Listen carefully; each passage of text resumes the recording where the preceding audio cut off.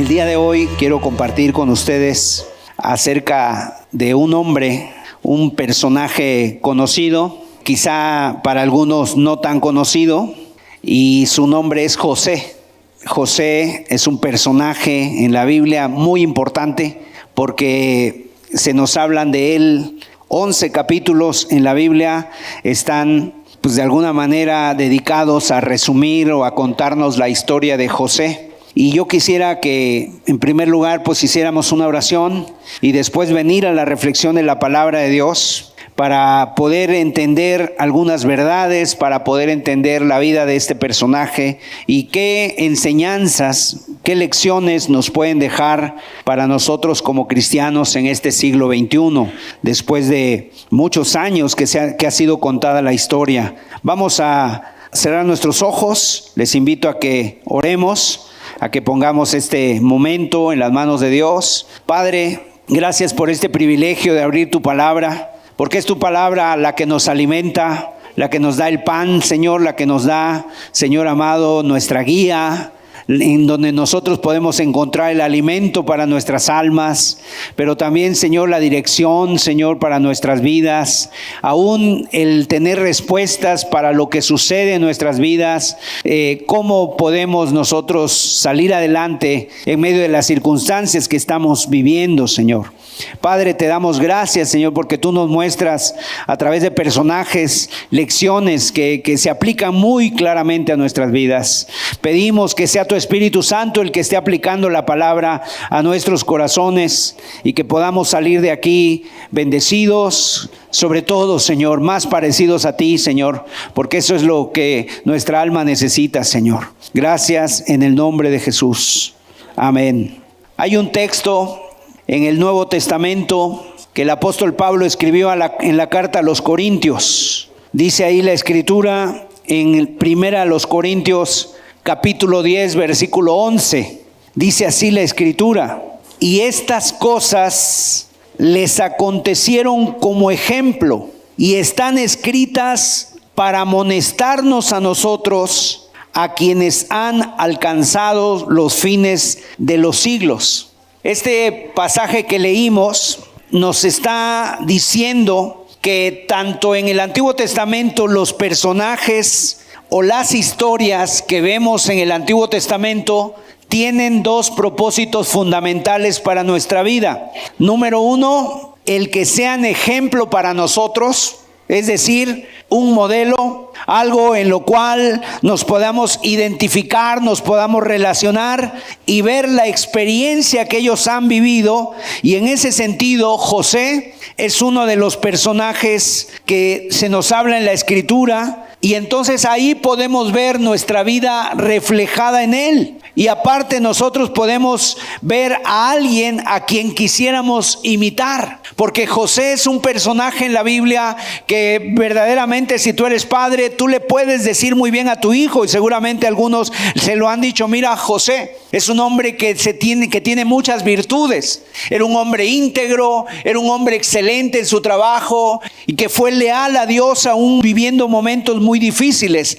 Entonces vemos en José un modelo a quien nosotros podemos imitar para que nosotros pudiéramos llegar a ser como él. Pero en segundo lugar, otra de las cosas que nos dice aquí el apóstol Pablo, en primer lugar son ejemplo, y en segundo lugar están para amonestarnos, para llamar nuestra atención, para tener una enseñanza. Entonces nosotros nos podemos identificar con personajes, con historias del Antiguo Testamento en dos sentidos: uno, para imitarlos, y otro, para que nos amonesten. ¿Qué quiere decir? Nos llama la atención de lo que nosotros también tenemos o debemos hacer. Entonces ese es un personaje, José, un personaje de la Biblia en el cual nosotros podemos ver algo que le pasó a él y nosotros sentirnos identificados, pero también ser amonestados con su ejemplo. Ahora, yo no sé lo que cada uno de los presentes esté pasando, o qué esté ocurriendo en tu vida, o qué vaya a ocurrir en tu vida en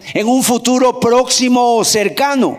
pero lo que sí sé y lo que te puedo decir es que con la ayuda de Dios tú vas a salir adelante, vas a poder hacerle frente. Ahora, ¿en qué me baso para poder afirmar esto? Me baso en lo que nos enseña la palabra de Dios, me baso en lo que vemos nosotros reflejado en la vida de este personaje. Y nosotros pudiéramos ver a José en ese sentido, en un personaje que, fíjate, él fue golpeado por todos lados. Él fue una persona que, si pudiéramos decir literalmente, que José se parecía a una piñata. Algo que fue golpeado por todos lados, sus hermanos, estuvo en prisión, vivió una vida muy difícil, muy complicada, vivió dentro de una familia disfuncional. Jacob, por ejemplo, el padre de José, su nombre quiere decir engañador, quiere decir suplantador. Y Jacob fue un hombre que vivió y engañó a su hermano, pero también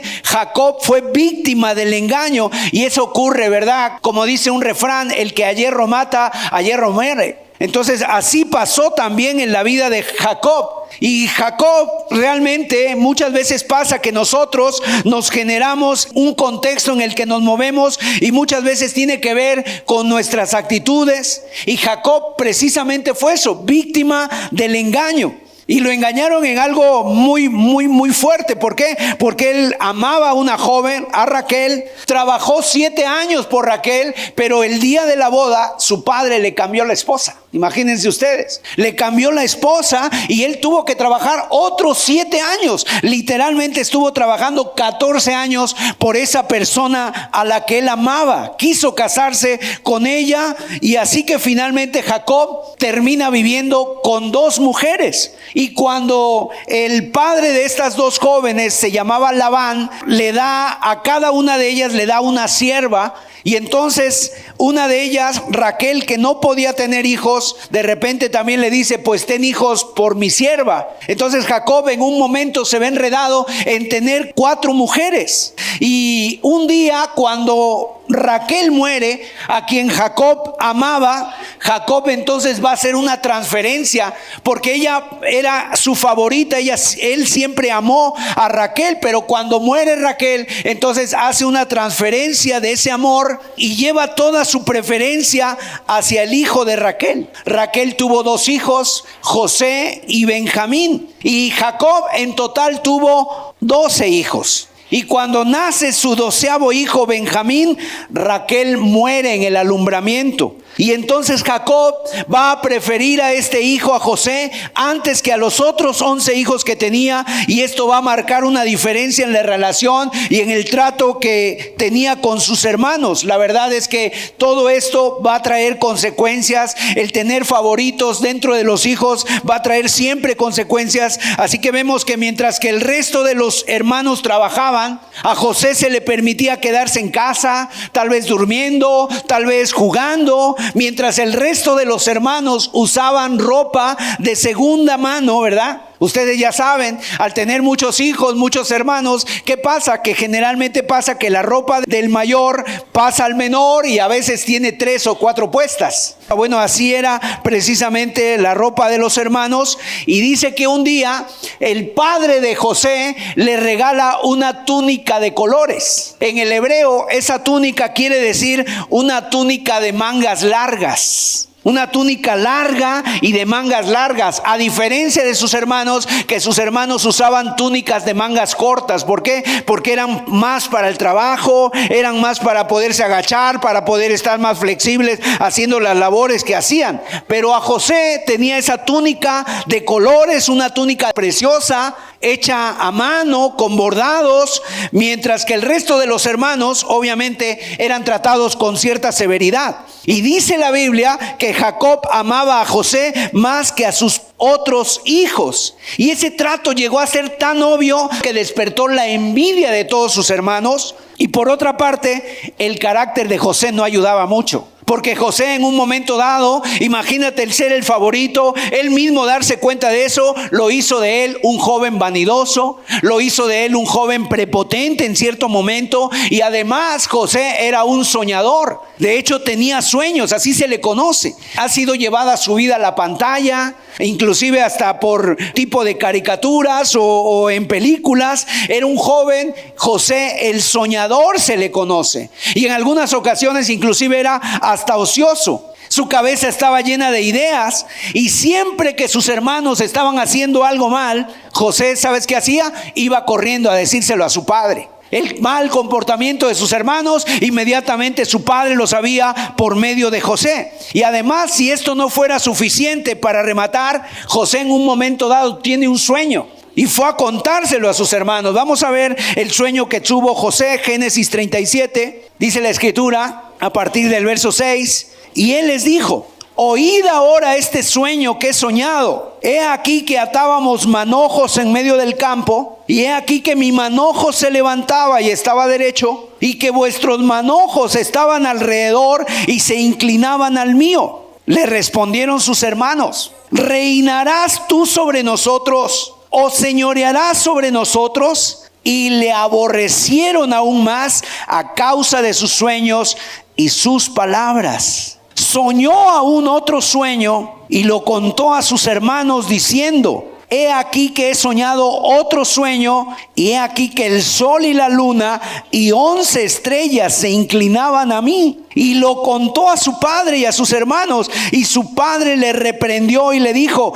¿qué sueño es este que soñaste? ¿Acaso vendremos yo y tu madre y tus hermanos a postrarnos en tierra ante ti? Fíjate qué sueños. Lo cierto es que la mayoría de nosotros pasamos la mayor parte de nuestra vida viviendo en un nivel medio. Tenemos días buenos, tenemos días malos, y a veces ni tan buenos ni tan malos, soportables. Tenemos alegrías, tenemos tristezas. Acabamos de pasar una temporada a lo mejor de fiestas, donde tal vez algunos de los presentes estuvieron muy alegres con la visita de sus seres queridos, tal vez cenando, pero de repente viene, como dicen, la cuesta de enero, viene otro tipo de realidades, y la gente empieza a estar a lo mejor hasta triste. Algunos inclusive caen en depresión. Hay momentos, por así decirlo, en que nos sentimos en la cima. El día de nuestra boda, ese día que hemos soñado con todas las expectativas, el hombre, la mujer de los sueños, cuando nacen nuestros hijos, cuando viene una celebración,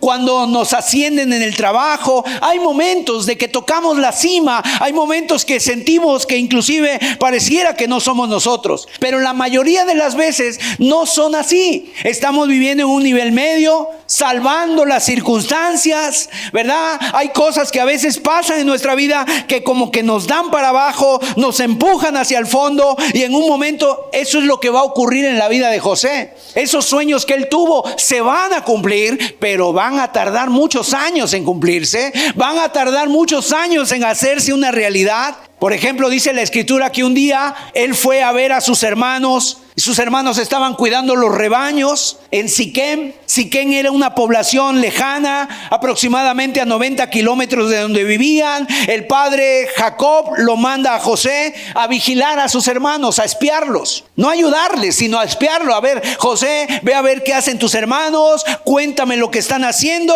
Los hermanos, cuando lo ven venir, allá viene a lo lejos, lo reconocen por la túnica, empiezan a planear una venganza para José, porque estaban llenos de envidia, y unos a otros se dijeron, mire lo que dice el verso 19, y dijeron el uno al otro: he aquí viene el soñador. Mire cómo lo ubicaban, y le decían esto a manera de burla: ahora pues venid y matémosle, y echémosle en una cisterna, y diremos: alguna mala bestia lo devoró, y veremos qué será de sus sueños. Verso 23. Sucedió pues que cuando llegó José a sus hermanos, ellos quitaron a José su túnica, la túnica de colores que tenía sobre él, y le tomaron y le echaron en la cisterna. Pero la cisterna estaba vacía, no había en ella agua. Verso 25. y se sentaron a comer pan, y alzando los ojos miraron, y he aquí una compañía de ismaelitas que venían de Galaad, y sus camellos traían aromas,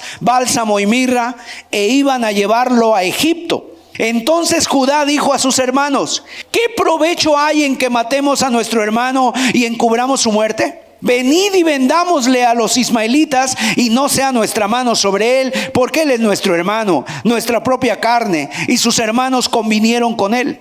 Y cuando pasaban los madianitas mercaderes, sacaron ellos a José de la cisterna y le trajeron arriba, y le vendieron a los ismaelitas por 20 piezas de plata, y llevaron a José a Egipto. Déjeme decirle que José es un tipo del Señor Jesucristo. De hecho, hay estudiosos de la Biblia que han visto que hay más de 100 similitudes entre la vida de José y la vida del Señor Jesús. Así como el Señor Jesús fue vendido por sus hermanos también por 30 monedas, José fue vendido por sus hermanos por 20 piezas de plata. Jesús también fue llevado a Egipto. Jesús también era el primogénito de su padre, era el amado de su padre. Y hay muchas similitudes que reflejan a José como un tipo de Cristo. Ahora, José para este momento nunca se imaginó lo que le iba a ocurrir. Nunca se imaginó ni siquiera lo que se le venía encima. Esa mañana no se levantó él diciendo: voy a vestirme con otra ropa, dejo la túnica de colores porque hoy me van a echar al pozo. Jamás se lo imaginó. Y así son los imprevistos. Pasan de repente, no los ves venir, no te imaginas que vienen. Y así ocurre muchas veces en tu vida. A José el pozo se le presentó en forma de cisterna, y a ti muchas veces el pozo se te va a presentar a través de ciertas cosas: un análisis negativo en el médico, un diagnóstico médico negativo, una relación que se rompe, la pérdida de trabajo. O sea, de los pozos no es fácil salir. Así que yo quiero compartir con ustedes 3 lecciones que aprendemos de la vida de José, que nos van a ayudar a nosotros el día que toquemos fondo. A veces es necesario tocar fondo, y a veces es necesario, va a ocurrir en nuestra vida que toquemos fondo. Recuerdo, asistíamos mucho tiempo a los reclusorios, a lugares también de rehabilitación donde estaban muchas personas. Y sabes, una cosa que nos dábamos cuenta es que muchas personas que estaban en el reclusorio no lograban tocar fondo. ¿Qué quiere decir tocar fondo? Es cuando tú ya no tienes otra alternativa, cuando tú verdaderamente te sientes humilde, cuando tú verdaderamente te sientes quebrantado, te sientes que están en el pozo y que nadie te puede ayudar. ¿Por qué? Algunos no tocaban fondo porque tenían lo que le llaman facilitadores. Hay personas que tienen facilitadores, que les está yendo mal, pero ahí está la mamá para ayudarlos, ahí está el hermano, ahí está algo de lo cual se están agarrando, y por así decirlo, nunca logran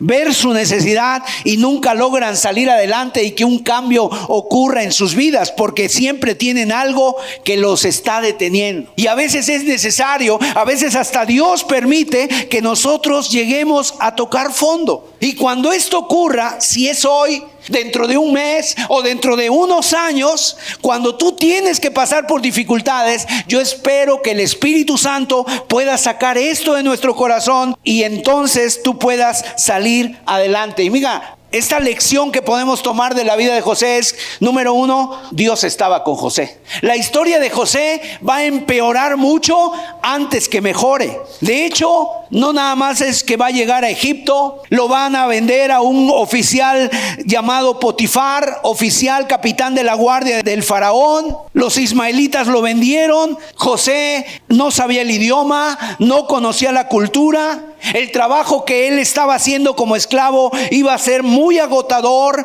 lo explotaban de sol a sol. Pero sin embargo, cuando José tenía todas las cosas en su contra, algo pasó en él: nunca se dio por vencido. La tristeza nunca se le convirtió en una amargura. El dolor nunca se le transformó en odio. Su corazón, el corazón de José, nunca se endureció. Y a través de aquellos extraños sueños que ha tenido, el cielo de alguna manera lo había convencido a José, y eso lo albergaba en su corazón. Ese sueño que Dios le había dado, ese sueño que él sabía que había venido de parte de Dios, él decía: es un plan de Dios para mi vida. Todavía no se ha cumplido y se va a cumplir. Entonces José había perdido a su familia, había perdido su casa, su tierra, su lengua, su libertad, su dignidad, pero nunca perdió la confianza en Dios. Dios tenía un plan para su vida y José lo tenía presente. En cada situación que él atravesó, ya fuera caminando por el desierto yendo a Egipto, ya fuera en el mercado de esclavos, o ya fue cuando estaba ahí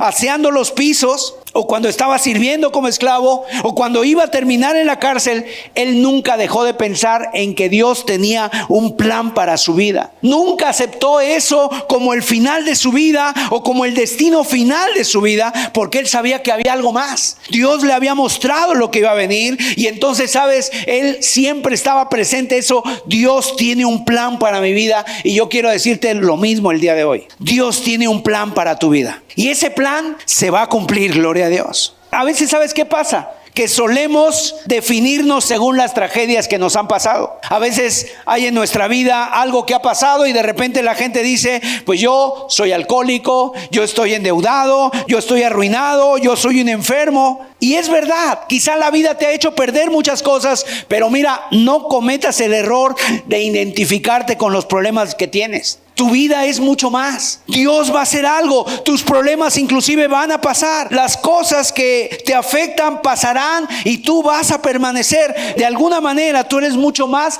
de lo que te está pasando. ¿Por qué? Porque Dios tiene un plan para tu vida. Y si tú eres cristiano y estás pasando por situaciones difíciles, yo te quiero decir, tú eres un hijo de Dios. Y aún el Señor tiene ese plan para tu vida. Y antes que ser chofer, antes que ser administrativo, técnico, limpiador o enfermero o ama de casa, antes que ser un hombre, una mujer, bueno, si tú eres cristiano, tú eres un hijo de Dios. Y tu vida vale mucho más. ¿Por qué? Tu vida es especial, no porque haya algo especial en tu vida, sino porque el Señor dio su vida por ti. Y eso que te está pasando, obviamente también va a pasar. Y Dios ha prometido contigo que aunque estas cosas que están pasando, bueno, Dios las quiere transformar en algo positivo, en algo bueno para tu vida. Y mientras eso ocurre, ¿sabes qué tienes que hacer? Mantener tu fe, seguir confiando en Dios, pase lo que pase y venga lo que venga. Eso era lo que tenía José, gracias a esa actitud de esperanza. Fíjate, José se ganó la confianza del Potifar, ahí ese hombre que lo compró como esclavo. Este hombre lo nombró como mayordomo de toda su casa,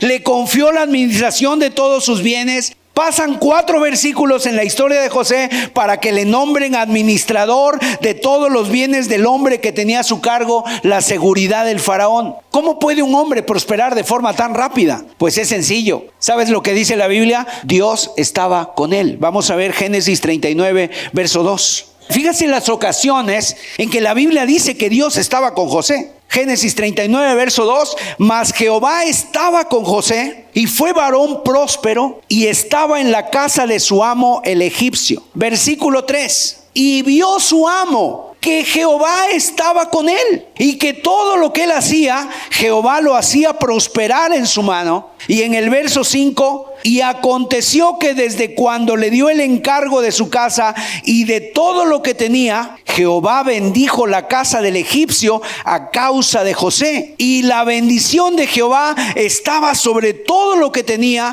así en casa como en el campo. O sea que no solamente José sabía que Dios estaba con él, sino que además lo manifestaba. Además la gente se daba cuenta, Potifar se dio cuenta de que José era una persona diferente. Si otros hacían algo, él veía que José no lo hacía, que su vida, que su conducta, que su proceder, que su manera de pensar y de vivir era diferente. Quiera Dios que cada uno de nosotros tome esa palabra en nuestros corazones. ¿Por qué? Porque la gente tiene que darse cuenta que tú eres distinto. La gente se tiene que dar cuenta que tú eres diferente, que ya no andamos como los demás, que ya no es, las cosas del mundo ya no te jalan, ya no te empujan, ya no te influencian de tal manera que tú te comportes igual que los demás. Aquí la Biblia dice que estaba Dios con él. Potifar se dio cuenta de eso y además se dio cuenta en el fruto, en el trabajo que José hacía. Ahora, la historia de José difiere mucho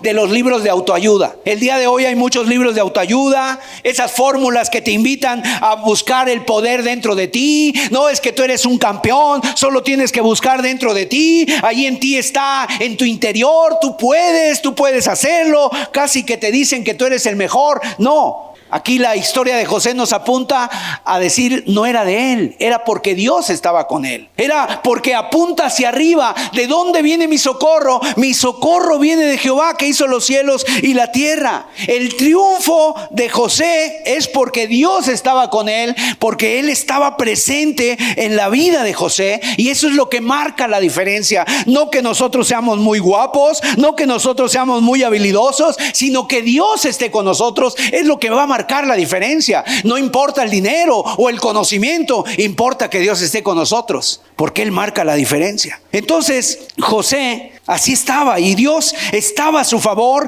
Dios estaba de su parte. Y dice el Salmo 139, el verso 7, David se preguntaba, ¿verdad? ¿A dónde me iré de tu espíritu? ¿A dónde huiré de tu presencia? Y empieza a hacer una lista el salmista David de dónde él pudo ir, de dónde pudiera ir, y aún en esos lugares tan lejanos o tan remotos, él pudiera encontrarse con Dios. Si subiera a los cielos, allí estás tú, dice el verso 8. Y si en el Seol hiciere mi estrado, he aquí, allí tú estás. Si tomare las alas del alba y habitar en el extremo del mar, aún allí me guiará tu mano y me asirá tu diestra. Lo bueno que tú puedes tomar este texto y aplicarlo a tu propia vida y personificarlo. Por ejemplo, tú lo puedes adaptar a tu vida. ¿A dónde yo estaré lejos de ti? ¿A dónde habrá un lugar donde tú no estés? Si fuera en el hospital, tú ahí estás, Señor. Si fuera en la lista de desempleados, tú estás ahí, Señor. Incluso si fuera una prisión, aún ahí me guiará tu mano,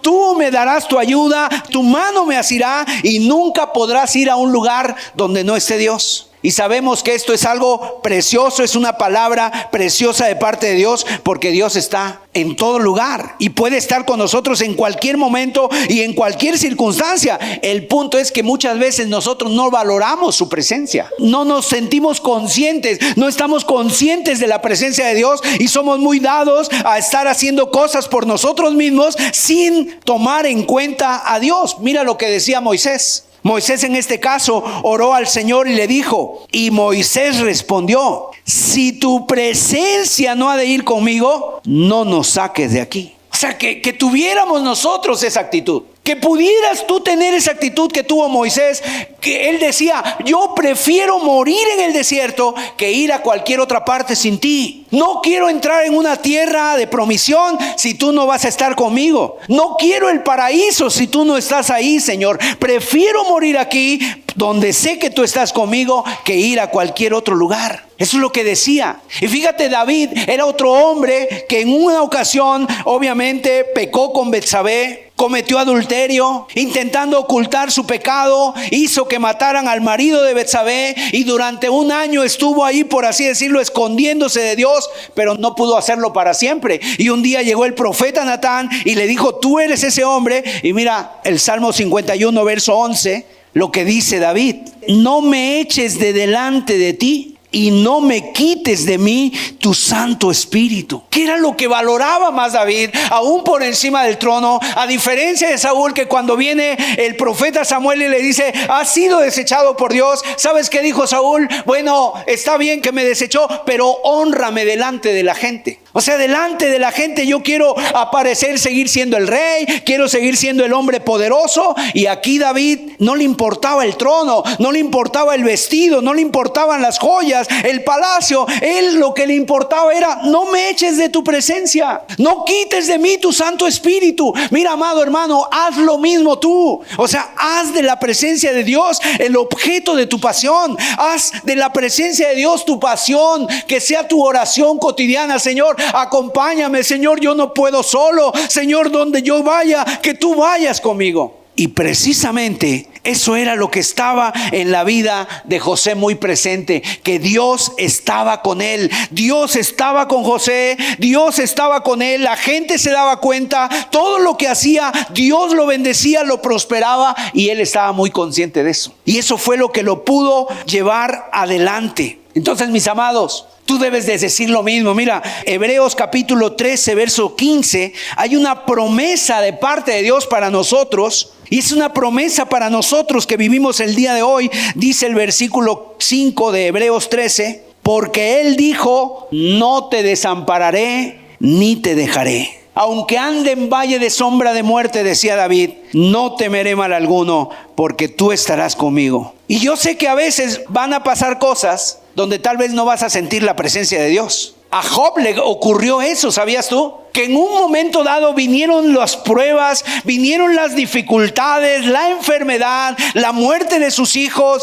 el robo de sus ganados, todos se llevaron. Y Job capítulo 28, verso 8 al 10. Mira lo que decía Job. En un momento cayó en una situación donde él decía, es que no lo siento por ningún lado. He aquí yo iré al oriente y no lo hallaré, y al occidente y no lo percibiré. Si muestra su poder al norte, yo no lo veré. Al sur se esconderá y no lo veré. O sea, decía, aunque no lo sienta, aunque vaya al norte, al sur, al este, al occidente, no lo sentiré. Pero dice, mas Él conoce mi camino. Me probará y saldré como oro. En otras palabras, no sentía que Dios estaba ahí. Pero ¿qué hacer en esos momentos cuando tú no lo sientes? Pues más importante que sentir a Dios es tener ese sentido de la presencia de Dios. A veces estamos tan cansados, a veces estamos tan agobiados, a veces estamos tan pensativos en otras cosas que no sentimos la presencia de Dios, pero eso no significa que no esté. Ahí está el Señor, que Él ha prometido, no te dejaré ni te desampararé. Y cuando no lo sientas,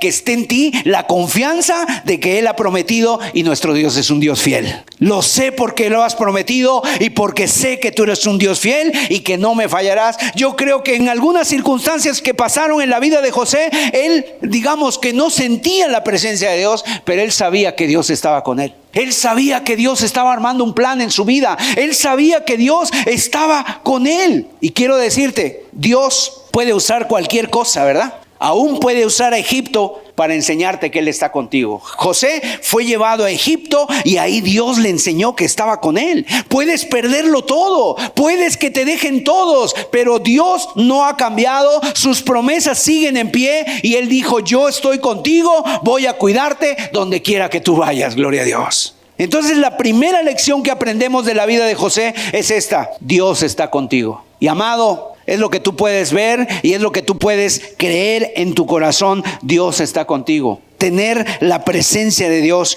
presente siempre en tu vida. En segundo lugar, otra lección que aprendemos de la vida de José es que mira, la insensatez no se arregla con insensatez. ¿Qué quiere decir esto? Que cuando tú te encuentres en una encrucijada, cuando tienes que tomar decisiones complicadas, tienes que optar por hacer lo que le agrada a Dios. Cuando las cosas empezaron a mejorar un poquito en la vida de José, él seguía siendo un esclavo, pero Potifar lo puso como administrador de su casa. Ya algo había mejorado en sus condiciones, ya tenía cierta influencia, él podía comprar y vender. Entonces empezó a surgir un problema. ¿Sabes qué surgió? La tentación. Surge la tentación. Después de algún tiempo, la esposa de su amo empezó a mirarlo con deseo. Además, José era un joven, seguramente apuesto, era un hombre joven, seguramente varonil, guapo, y de repente esta mujer pone sus ojos en José y le propone, ¿verdad?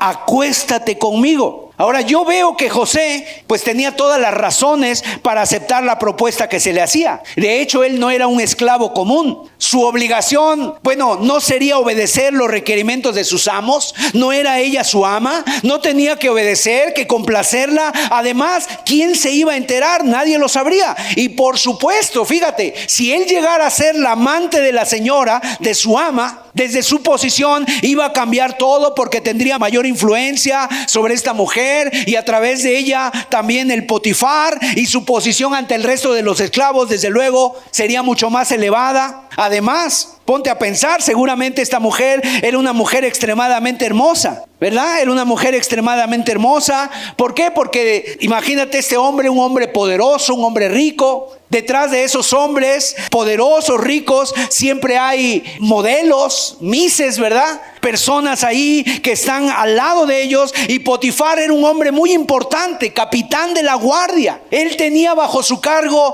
toda la seguridad del faraón. No había otro hombre como él en la tierra de Egipto. Era una persona de mucha importancia, por tanto era un hombre que pudiera tener la mujer que él quisiera o las mujeres que quisiera. Así que no es presumir mucho pensar que la esposa que él escogió debería ser una mujer muy hermosa. Y de pronto José, un joven con impulsos, estaba en su juventud, la testosterona, ¿verdad? Las hormonas jugaban ahí su papel, con deseos, con necesidades fisiológicos. De repente se le presenta una oportunidad, una mujer atractiva, dispuesta, que le permitiría tener cierto alivio de su atención, y también la idea de pensar, a lo mejor José, bueno, ¿y no me merezco yo ya algo así? Imagínate los pensamientos que ha de haber tenido él. ¿No me merezco que me vayan bien las cosas? He sido traicionado por los hermanos, he sido vendido como esclavo, estoy lejos de casa, solo, abandonado, el trabajo que hago es agotador. Él podía haber justificado su decisión diciendo: me lo merezco, me merezco un poco de evasión, un rato de placer. Y quiero decirte que seguramente eso ha pasado en tu vida, seguramente. Cuando tú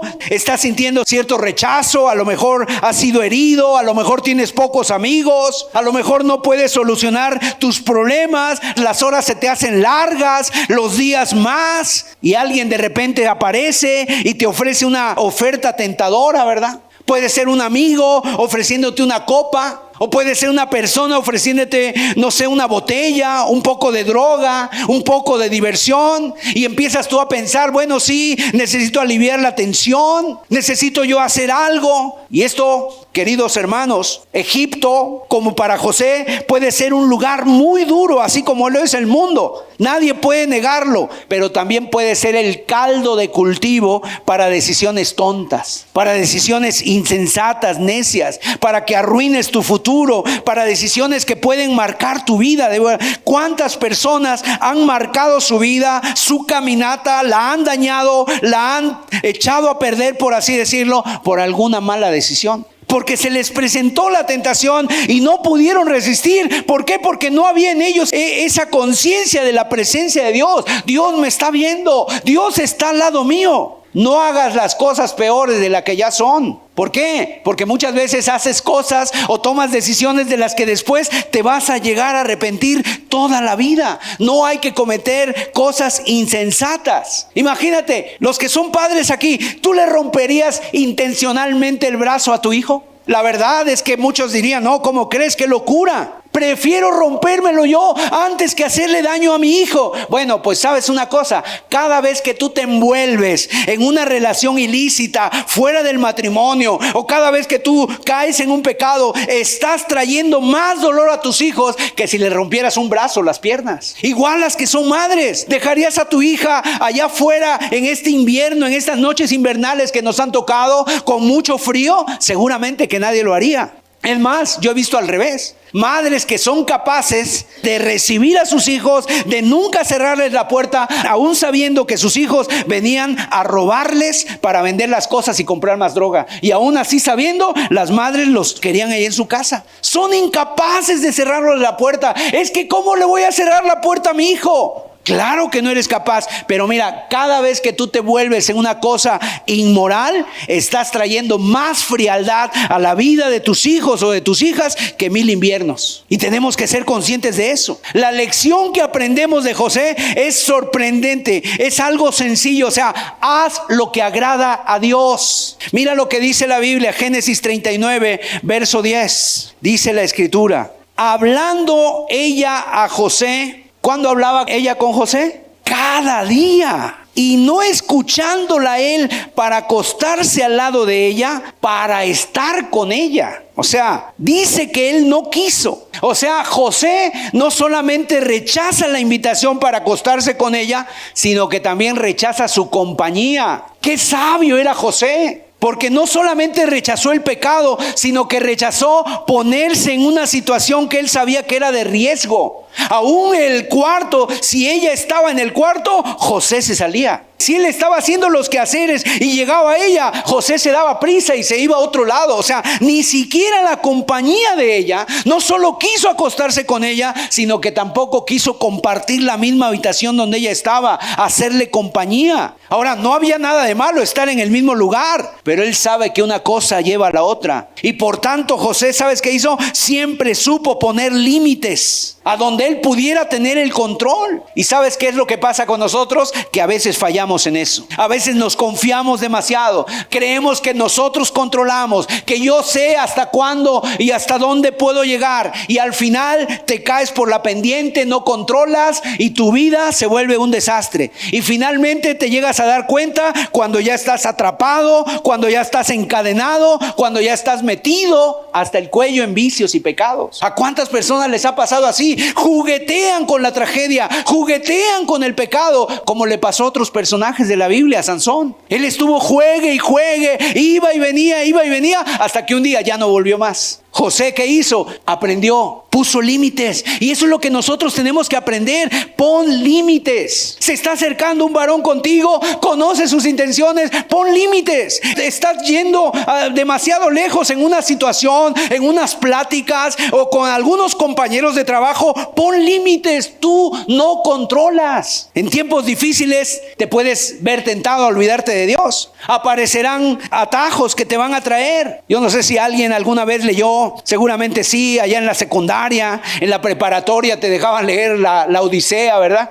La Ilíada. Y vienen ahí ese viaje que hace uno de ellos, Odiseo, y pasa por un lugar donde están las sirenas. Las sirenas, el canto de las sirenas, que son muy atractivas, y los marineros salen, caen ahí ante ese canto de las sirenas, y ese canto de las sirenas literalmente así sigue el día de hoy, haciéndote atractivo. ¿Y sabes qué hacían las sirenas? Mataban a los marineros, pero los atraían con sus cantos, van a resonar en tus oídos. Así que no seas ingenuo, no hagamos tonterías, no hagamos insensateces, haz lo que agrada a Dios. Tu matrimonio no se va a arreglar teniendo una relación amorosa fuera del matrimonio. No se va a solucionar tu problema de drogas teniendo más drogas. No se puede arreglar un problema de deudas metiéndote en nuevas deudas. No se soluciona una tontería con otra. No puedes salir de un problema metiéndote en otro, ni solucionar un error con otro error. Eso fue lo que hizo José. Él sabía poner límites, y muchas veces es lo que nos falta. Muchas veces no sabemos decir que no,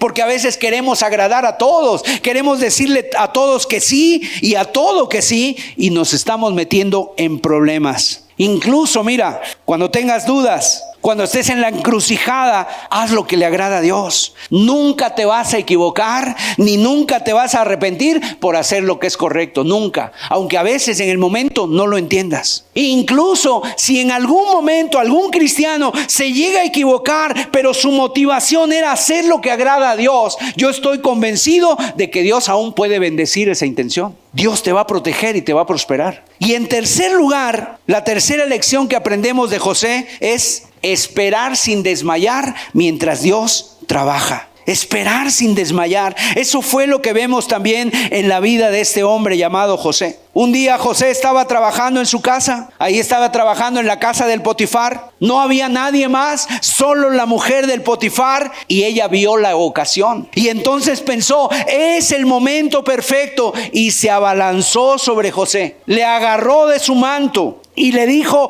acuéstate conmigo. Pero José se zafó, dejó el manto en las manos de ella y salió corriendo de ahí. O sea, él no quería saber nada. Él tenía muy claro, lo dice el texto, no quiero pecar contra Dios. ¿Cómo haría yo este grande mal y pecaría contra Dios? Pero también no quería traicionar la confianza de aquel que había puesto su confianza en él, del Potifar. Y claro, lo que él no estaba pensando es lo que puede hacer una mujer despechada, ¿verdad? Las mujeres, dice el escritor, las mujeres no lloran, pero cobran facturas. Y esta mujer planificó toda una estrategia de venganza para José. Ella tenía una mentira, y cuando llegó Potifar a su casa, allí estaba ya con la mentira armada y con la capa de José como prueba. Imagínate a la mujer sentada en un rincón con el manto de José, llorando a lágrima abierta. Y cuando llega el Potifar, se levanta y le dice, mira, Génesis 39, verso 16. Y ella puso junto a sí la ropa de José hasta que vino su señor a su casa. Entonces le habló ella las mismas palabras diciendo: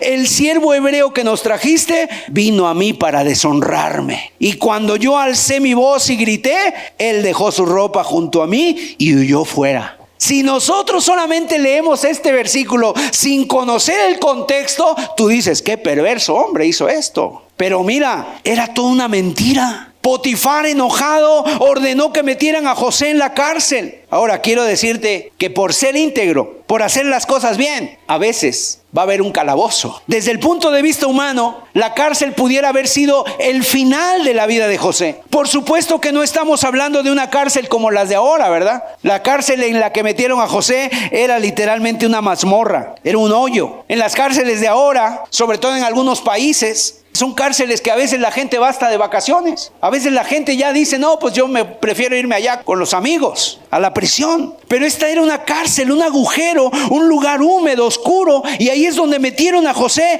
para que literalmente se pudriera, para que se muriera. Era el fondo del fondo, salvo que Dios también ahí estaba con José. Porque Dios veía que José era inocente. La Biblia dice que aún en la cárcel siguió Dios estando con José, mostrándole su bondad, hasta que se ganó la simpatía del jefe de la cárcel, el cual le dejó a cargo de todo. Una de las cosas que podemos ver en José es que donde él iba, él se mostraba diligente. Se mostraba una persona trabajadora, diligente, haciendo las cosas como para Dios y no para los hombres. Fíjate que en un momento dado vemos a José ya en la cárcel dando órdenes de todo lo que se tenía que hacer ahí. El jefe de la guardia de la cárcel no tenía que revisar nada de lo que había puesto a cargo de José, porque el Señor estaba con él. Génesis 39, verso 22 y 23. Y el jefe de la cárcel entregó en mano de José el cuidado de todos los presos que había en aquella prisión. Todo lo que se hacía allí, él lo hacía. No necesitaba atender el jefe de la cárcel cosa alguna de los que estaban al cuidado de José, porque Jehová estaba con José y lo que él hacía, Jehová lo prosperaba. Gloria a Dios. Ahora, para nosotros, esta lectura nos lleva menos de un minuto, pero para José le tuvo que llevar muchos años. Para que José pudiera entender lo que significó, ¿verdad? Todo esto, el tiempo de esperar en Dios, que hiciera algo en su vida. Mira, tendríamos nosotros que estar ahí en el fondo de la cisterna, en la cárcel, con el sol cayendo a plomo sobre nuestras vidas, pasando las horas y los días. Así José llega a Egipto, luego de Egipto es llevado al mercado, luego es llevado a trabajar en la casa de Potifar, luego es llevado a ser administrador de la cárcel. Estamos hablando de 2 años. La Biblia dice mucho tiempo después. Ahora, ¿qué pasó después? Que mucho tiempo después llegaron a la prisión 2 personas, el copero y el panadero. Estos hombres habían ofendido a Faraón, y en aquel tiempo, cuando un empleado ofendía a su jefe, y si el jefe era el Faraón, lo mínimo era la cárcel. Los mataban muchas veces. La cuestión es que fueron llevados a la misma cárcel donde estaba José, y el capitán de la guardia los puso bajo la custodia de José. Y mira, todo esto no fue producto de la casualidad. Dios estaba armando el rompecabezas. ¿Te ha pasado a ti? En alguna ocasión yo vi un pintor de esos callejeros, un pintor urbano, un artista, que empezó a hacer un cuadro especial, un cuadro que, mira, tú lo veías y no tenía ni pies ni cabeza el cuadro. Agarró pintura con una espátula, le empezó a derramar ahí sobre el lienzo y empezó a hacer ahí unos, decías tú, qué garabatos está haciendo esta persona. Pero después, cuando terminó de hacer el cuadro y lo volteó, era algo hermoso, como un acuario. Y había peces ahí de colores, había ahí un delfín, una ballena, había otros peces ahí bonitos y parecía un acuario. Pero cuando tú lo veías de lado, no le veías ni pies ni cabeza. Así es lo que se está armando en la vida de José. Dios es un artista en armar nuestros destinos, en componer las cosas que nosotros hemos hecho mal. Y aún lo que la gente ha ideado para nosotros mal, Dios es un especialista especialista en transformarlo para bien. Dios tiene el control de todo, no solo de vez en cuando. Él no está en su trono solamente los fines de semana, o Él no está en su trono a veces los domingos, no. Él está en su trono todos los días. Y si tú estás pasando por situaciones difíciles, Dios sigue estando en su trono, gloria a Dios. Quizá en esta etapa en la que tú te encuentres, probablemente sea algo incomprensible para ti, pero no para Dios lo que te esté pasando.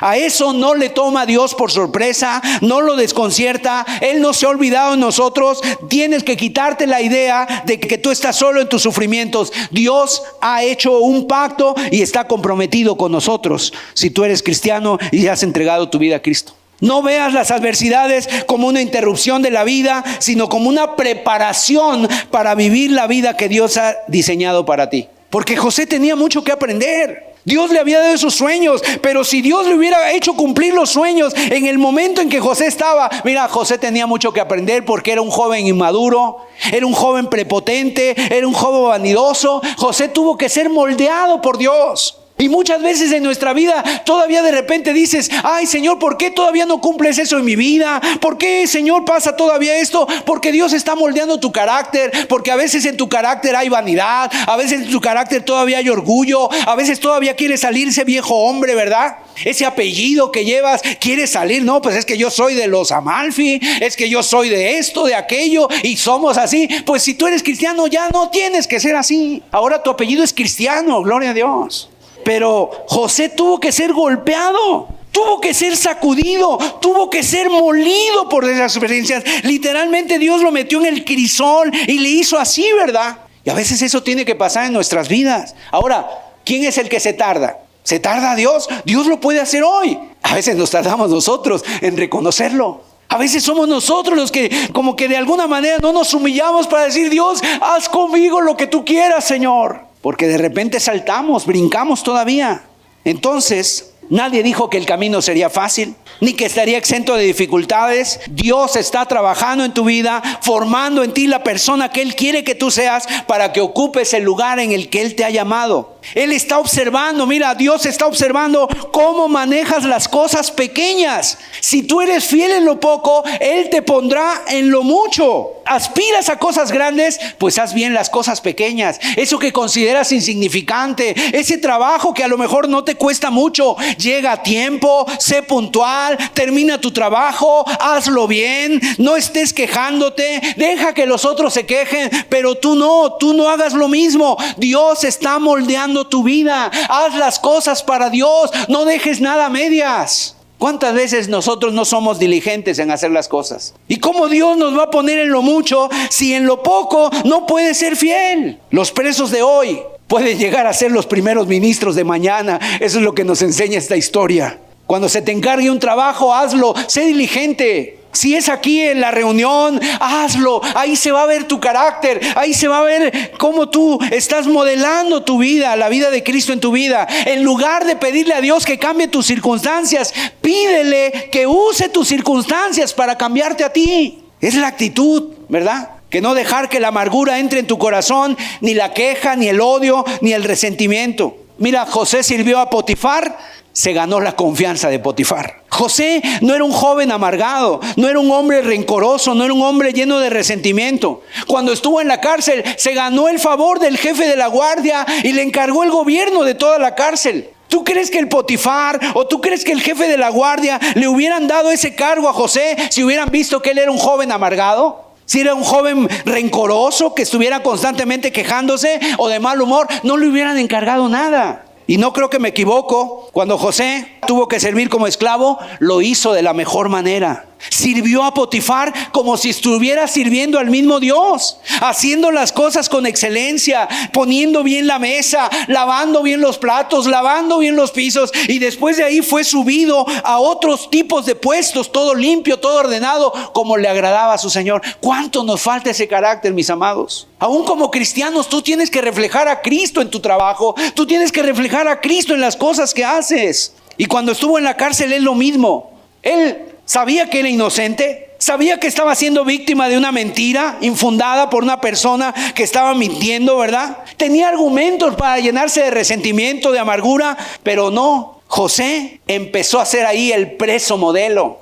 Todos empezaban a ver en la vida de José. Él tuvo el mejor comportamiento, colaboró con el capitán de la guardia en todo lo que podía. Cuando le pedían que hiciera algo, lo hacía con prontitud, con buena actitud, de tal manera que se ganó el favor de ellos, y por eso Dios lo puso donde lo puso. Fue aprobando en cada materia. Vamos a ver lo que dice Génesis 40, versículos 6 y 7. Y mira la actitud. Yo quiero que usted vea este detalle. Porque cuando José está en la cárcel y llega el panadero y el copero, y ahí están, él los empieza a escuchar, y un día estos dos hombres se levantan y están tristes. Vino a ellos José por la mañana y los miró, y he aquí que estaban tristes. Y él preguntó a aquellos oficiales de Faraón que estaban con él en la prisión de la casa de su señor, diciendo: ¿por qué parecen hoy mal vuestros semblantes? Esta actitud de José a mí me llama mucho la atención. ¿A quién le importa que alguien esté triste en la cárcel? Oye, pues en la cárcel todos vamos a estar tristes. Es más, podría haber dicho: ya es suficiente con lo mío, ya tengo demasiadas preocupaciones. Pero no, José no era así. Él se implicó y les preguntó: ¿por qué están tristes ustedes? Y ellos habían tenido sueños y le contaron su sueño cada uno. Y José, que tenía ese don de interpretar sueños, les dijo lo que significaba. Para el panadero eran malas noticias, y para el copero eran buenas noticias: que iba a recuperar su libertad y su empleo, que iba a ser restituido en su cargo. Y le dice José, Génesis 40, verso 14: acuérdate pues de mí cuando tengas ese bien, y te ruego que uses de misericordia y hagas mención de mí a Faraón, y me saques de esta casa. Porque fui hurtado de la tierra de los hebreos, y tampoco he hecho aquí por qué me pusiesen en la cárcel. O sea, José le dijo: acuérdate de mí. Y el verso 23 de Génesis 40, el jefe de los coperos no se acordó de José, sino que le olvidó. 2 años de espera. Génesis 41, verso 1. Aconteció que pasados 2 años tuvo Faraón un sueño. Empieza a venir ya el desenlace. 2 años completos más. Habían pasado muchos años de que José había llegado a Egipto, y José estaba esperando que el copero se acordara de él e intercediera, que hiciera algo a su favor. 2 años de silencio, 2 años de incertidumbre. Pero José siguió con esa esperanza, no desesperándose. No se dio por vencido. ¿Cuántos de nosotros nos hemos dado por vencido por menos? Pero José no lo hizo así. El tiempo llegó en que él había estado en la cárcel, y de hecho la cárcel lo empezó a hacer más fuerte a él, porque Dios estaba con él. Yo no sé tú cómo te encuentres el día de hoy. Tal vez te encuentres en la sala de espera de Dios, que Dios haga algo en tu vida. Tú necesitas saber que mientras tú estás esperando, necesitas saber que Dios no se ha olvidado de ti, como no se olvidó de José. Dios no está ocioso, Dios no está ausente, Dios está trabajando. Mientras tú estás esperando, Dios sigue trabajando. Ahora, ¿qué hubiera pasado si José se hubiera dado por vencido? Se hubiera hecho un amargado, un rencoroso, hubiera cobrado factura a sus hermanos cuando él tuviera, ¿verdad?, las cosas de poder. Pero mire la historia cómo termina. Vamos a ver Génesis 50, verso 20. Y esto es algo hermoso que yo quisiera que usted de veras pusiera esto en su corazón. Porque dice aquí la Escritura, y esto es el propósito del por qué está esta historia aquí en la Biblia: para que aprendas a confiar en Dios. Cuando ya está reunido con sus hermanos, esta es la síntesis, este es el resumen de la vida de José. Vosotros pensasteis mal contra mí, mas Dios lo encaminó a bien, para hacer lo que vemos hoy, para mantener en vida a mucho pueblo. Gloria a Dios. En otras palabras, José hace un resumen de su vida y le dice a sus hermanos: no fueron ustedes, fue Dios que permitió todo esto, y Dios encaminó todo esto para bien. Porque al que ama a Dios, todo le ayuda a bien. Y Dios, a través de José, salvó a Egipto y salvó a su pueblo. porque él fue el que le dijo al faraón: vienen días de prosperidad, hay que guardar el grano, hay que hacer graneros, hay que guardar, no te lo gastes todo, porque después de esos días vienen las vacas flacas y no se va a echar de ver la prosperidad de Egipto a causa del hambre que vendrá. Y tuvo una estrategia, una organización que Dios la bendijo, porque era de parte de Dios, donde el pueblo de Israel aún fue salvo por medio de José. Sus hermanos vinieron a comprar alimentos. Pero esto es algo hermoso. Lo grande de esta historia es que Dios estaba presente en la vida de José en todo momento. Vemos cómo la historia de José, cómo empieza a engranar, cómo empiezan a encajar las piezas, y todo eso produce un asombro espectacular en nuestros corazones. Y yo no sé cómo tú la estés pasando en este momento, pero si hay un momento de lucha en tu vida, en que tú necesitas nuevas fuerzas, en que tú necesitas nuevamente sentir la presencia de Dios en tu vida, porque te está inundando el temor. Clamemos a Dios para que Dios te vuelva a mostrar su presencia en tu vida.